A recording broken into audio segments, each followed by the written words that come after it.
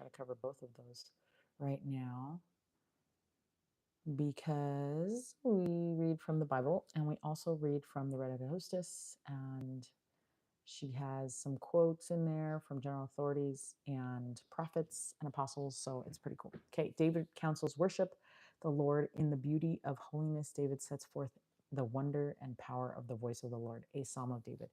Give unto the Lord, O ye mighty, give unto the Lord glory and strength. Give unto the Lord the glory due unto his name. Worship the Lord in the beauty of holiness. The voice of the Lord is upon the waters. The God of glory underneath, wait, thundereth. The Lord is upon many waters. The voice of the Lord is powerful. The voice of the Lord is full of majesty. The voice of the Lord breaketh the cedars. Yea, the Lord breaketh the cedars of Lebanon. He maketh them also to skip like a calf, Lebanon and Syrian, like a young unicorn.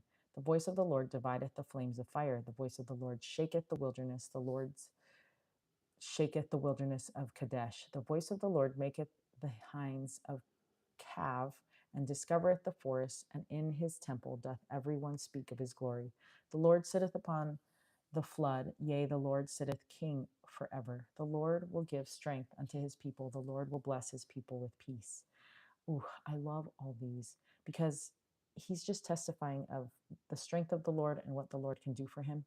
And this is like a king, you know, King David was a king of like a whole place, and he had so much, and he could have just taken the glory to himself and said that he was all that and he's like the best because he's just doing it with his own strength. But instead, he's giving all glory to the Lord, and that takes courage, and that is something that is awesome that he did.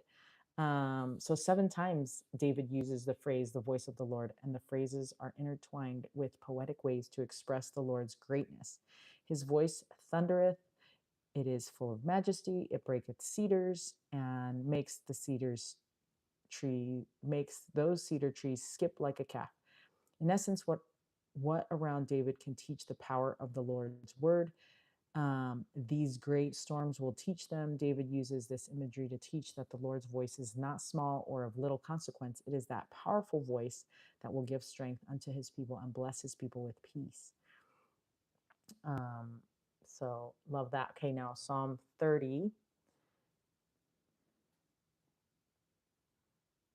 Okay, it says, David sings praises and gives thanks to the Lord. David pleads for mercy, a psalm and song at the dedication of the house of David.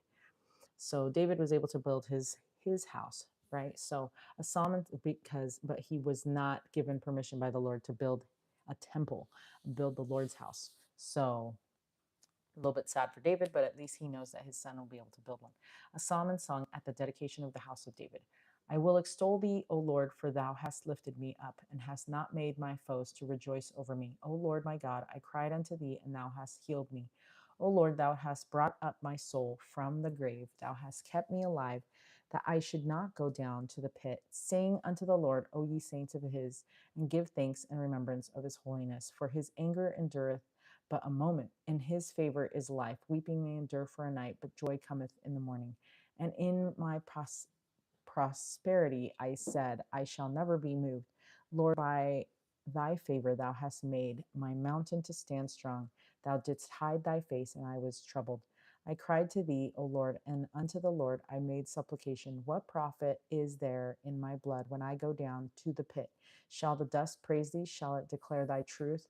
Hear, O Lord, and have mercy upon me, Lord. Be thou my helper. Thou hast turned for me my mourning into dancing. Thou hast put off my sackcloth and girded me with gladness, to the end that my glory may sing praise to thee and not be silent. O Lord my God, I will give thanks unto thee forever. So before the psalm begins, the scripture contains this introduction that a psalm dedication of David's house. Therefore, this was written either for the dedication of David's own palace or written in advance for the temple his son Solomon would build. Some scholars suggest that this is most likely for David's house, since it is all about the great things the Lord has done for David, and there's no mention of the temple. So